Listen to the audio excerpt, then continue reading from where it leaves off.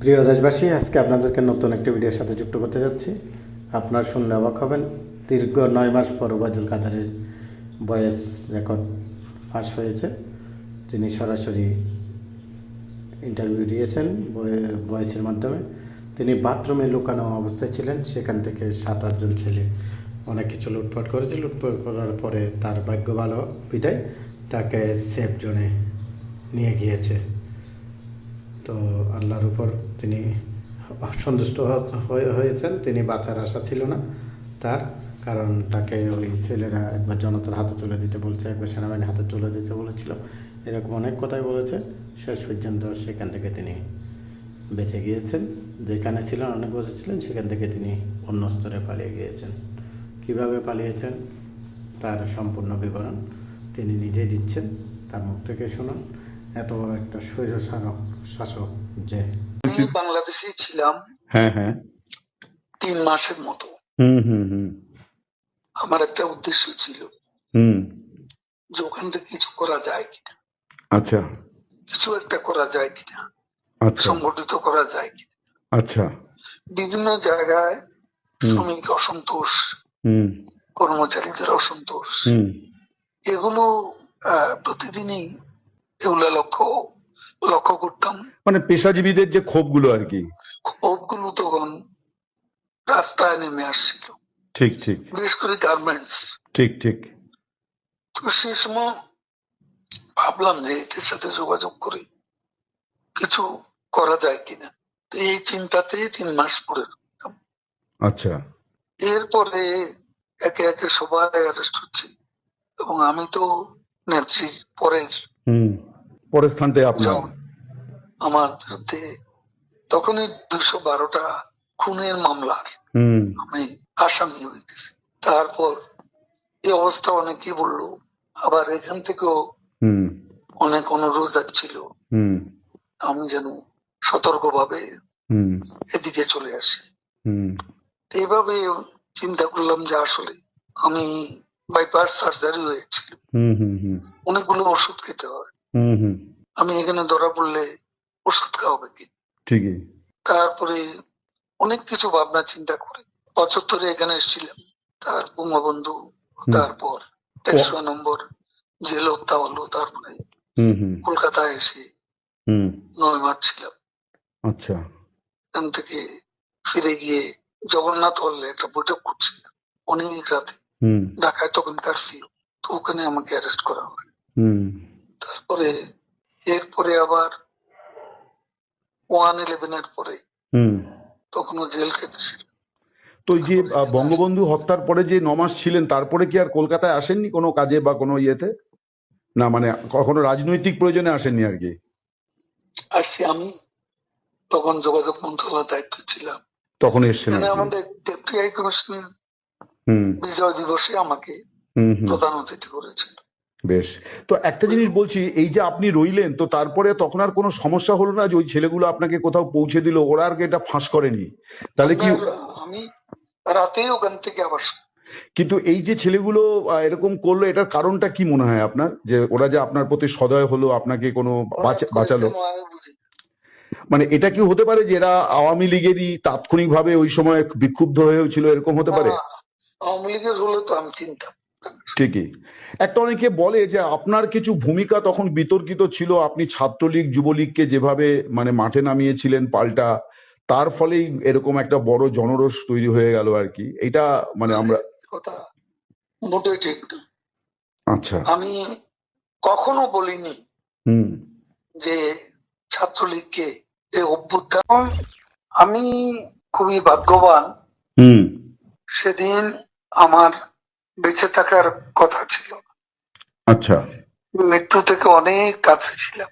আচ্ছা আমি আমারই সংসদ এলাকায় হুম আমার নিজের বাসাকে এড়িয়ে হুম পার্শ্ববর্তী আর একটা বাসায় হুম আশ্রয় নিয়েছিলাম। বেশ তখন 4 দিক থেকে হুম মিছিল আসছিল হুম এবং এটা আসলে ছিল প্রধানমন্ত্রী হুম গণভবন কেন্দ্রিক। হুম এবং এটা আমরা অবাক হলাম যে সংসদ এলাকাতেও এটা ছড়িয়ে পড়ে হুম এবং একটা লুটপাটের হুম যে লুম্পেন স্টাইলের হুম কতগুলো ঘটনা ঘটে হুম এবং সেখানে বিভিন্ন ধরনের লোক হুম আসে এবং এদের মধ্যে বেশিরভাগই হুম মনে হয়েছে এটা কোনো রাজনৈতিক অভ্যুত্থান, হুম এটা লুটপাটের অভ্যুত্থান।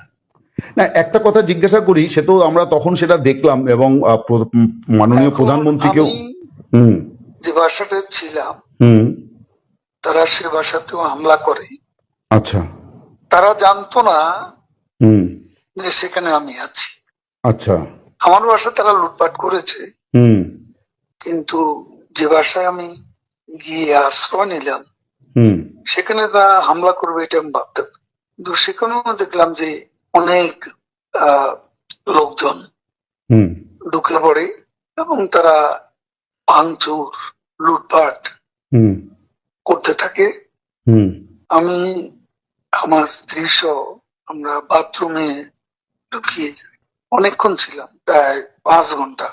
হুম হুম তারপর একটা পর্যায়ে এরা তো ওই বাথরুমের ভিতর সেখানেও কমোড, হুম বেসিন হুম এগুলো তো লুটপাট করেছে সব জায়গায়। সেগুলোর লোভে প্রথমত তাদেরকে আমার ওয়াইফ সেই বাথরুমের মুখে দাঁড়িয়ে হুম বারবার বলছিল যে আমি অসুস্থ, হুম এ কথা বলে তাদের ফিরিয়ে দিচ্ছে।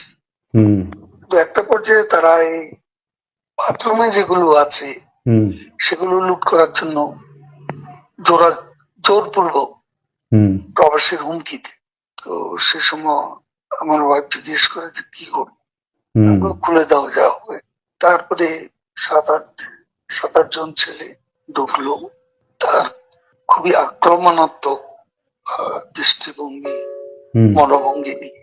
হুম তখন হঠাৎ তারা আমার দিকে তাকায়, হুম আমার দিকে তাকিয়ে আপনি নেত্রী চলে গেল, আপনি জাননি কেন? আমি কিছু বলছিলাম। তারপরে ছেলেদের মধ্যে কি ভাবের উদয় হয়েছে জানি না, হুম তারা আমাকে বলে আপনার ছবি তুলবো। তারপর আমার ছবি তুলতে শুরু করলো, সেলফি নিচ্ছিল, হুম ছবি তুলছিল। এরা ছাত্র অনেকে আমাকে চেনে তো, হুম হুম কি কারণে তারা তখন আক্রমণাত্মক যে মনোভাবটা ছিল হুম সেটা নিয়ে এসে হুম শীতল হয়ে গেল। আচ্ছা এরা ঠান্ডা মাজাজে তখন কথা বলছিল। আচ্ছা।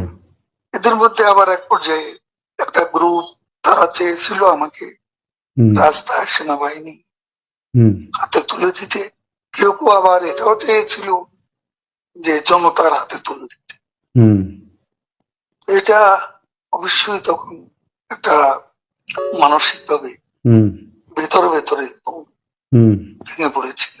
হুম এরপর এরা এদের একটা শার্ট, এদের ওই ব্যাজ, হুম লাল হুম পতাকা শোভিত হুম ব্যাজ লাগিয়ে আবার কালো একটা মুখে একটা মাস্ক হুম দিয়ে আমাকে হাঁটতে হাঁটতে হুম সংসদ এলাকা থেকে হুম বড় রাস্তা, গণভবন অভিমুখী হুম রাস্তা, ওখানে নিয়ে যায়।